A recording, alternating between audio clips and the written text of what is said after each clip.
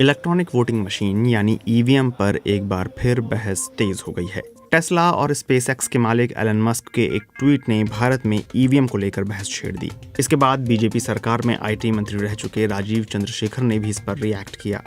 दरअसल शनिवार को एलन मस्क ने अमेरिकी राष्ट्रपति चुनाव में बतौर स्वतंत्र उम्मीदवार उतर रहे रॉबर्ट एफ कैनेडी जूनियर का एक ट्वीट रीट्वीट करते हुए लिखा, हमें इलेक्ट्रॉनिक वोटिंग मशीनों को खत्म कर देना चाहिए।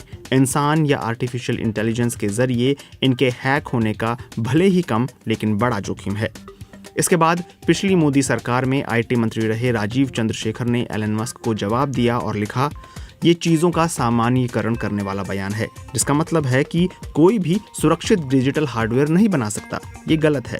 उन्होंने लिखा, मस्क जो कह रहे हैं वो अमेरिका या दूसरी जगहों के लिए लागू हो सकता है, जहां नियमित तौर पर इस्तेमाल किए जाने वाले कंप्यूटर प्लेटफॉर्म का इस्तेमाल कर इंटरनेट कनेक्टेड वोटिंग मशीनें बनाई जाती हैं। लेकिन भारतीय ईवीएम मशीनें अलग हैं। ये कस्टम डिजाइंड होती हैं, ये सुरक्षित हैं और किसी नेटवर्क या मीडिया से कनेक्टेड नहीं होती। इस पर एलन मस्क ने दोबारा लिखा, कोई भी चीज़ हैक की जा सकती है।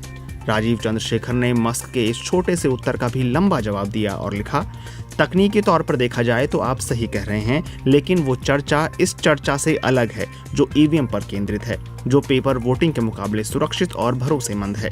इस विवाद में कांग्रेस नेता राहुल गांधी की भी एंट्री हो गई। उन्होंने ईवीएम को वो ब्लैक बॉक्स बताया जिसकी जांच की किसी को इजाजत नहीं है। राहुल गांधी ने एक्स पर पोस्ट किया, भारत में ईवीएम मशीनें ब्लैक बॉक्स हैं और किसी को इनकी जांच की इजाजत नहीं है, लेकिन भारतीय चुनाव प्रक्रिया में पारदर्शिता को लेकर गंभीर चिंताएं जताई जा रही हैं। इस बीच मुंबई की नॉर्थ वेस्ट लोकसभा सीट का मामला भी सुर्खियों में आ गया, जहां काउंटिंग सेंटर में एक उम्मीदवार के रिश्तेदार का फोन ईवीएम से जुड़े होने और उस पर ओटीपी आने की खबरें तेज हो गईं। इस पर अलग अलग राजनीतिक दलों की प्रतिक्रियाएं भी आने लगीं। 2 इंडिपेंडेंट कैंडिडेट्स पुलिस स्टेशन गए ये कहकर कि रविंद्र वायकर के परिवारजन जो उनके साले हैं वो एक मोबाइल फोन लेकर गए थे और वो बात कर रहे थे गुर्रव जी से, जो गुर्रव जी एक डेटा एंट्री ऑपरेटर हैं जोगेश्वरी विधानसभा के। वो इलेक्शन कमीशन में कार्यरत हैं, तो वो क्यों बात कर रहे थे और इस समय पे जहां मोबाइल अलाउड नहीं है वो मोबाइल लेकर क्यों गए थे? जहाँ महाविकास आघाड़ी की जीत हो गई उधर ईवीएम मशीन सही है, और जब हार हो गई तो ईवीएम मशीन के ऊपर ऑब्जेक्शन लेना, ये तो कौन सी हरकत है?